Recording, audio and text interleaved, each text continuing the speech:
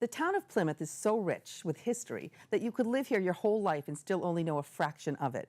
For people like us who are always trying to learn more about the town we represent, it's nice to know we've got a resource like Donna Curtin of the Plymouth Hall Museum to give free historical tours of Burial Hill once a month.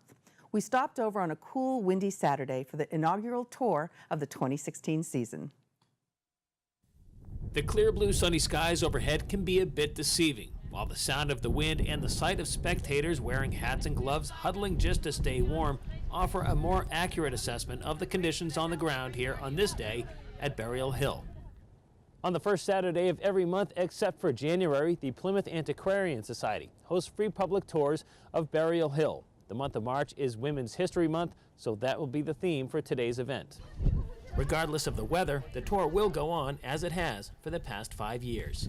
This series of free public tours of Burial Hill was started back in 2011 by the Plymouth Antiquarian Society as a way to share information about Plymouth's history that extended over the full scope of 400 years, because Burial Hill has early interments, it has Native American grave sites below those of the English colonists and every generation since.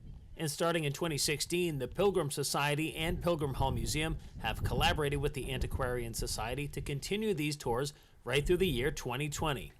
This is really wonderful because Donna Curtin in particular has so much knowledge about Burial Hill and about Plymouth's 400 years of history. So we're really happy to be collaborating, continuing that relationship with Donna.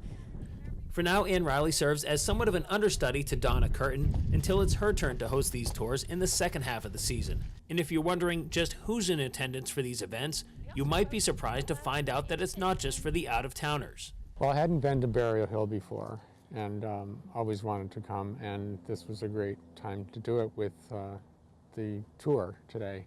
And I'm interested in the history of women, and the history of women in Plymouth seemed to be a great topic. She brought it all the way from the very beginning up through the last woman that was buried here in 1959, which I thought was a really different approach and very, very interesting because it showed the depth and the breadth of the people that were buried here and how things changed over the years. A lot of different kinds of people turn out to attend these free public tours. We have a lot of residents of Plymouth.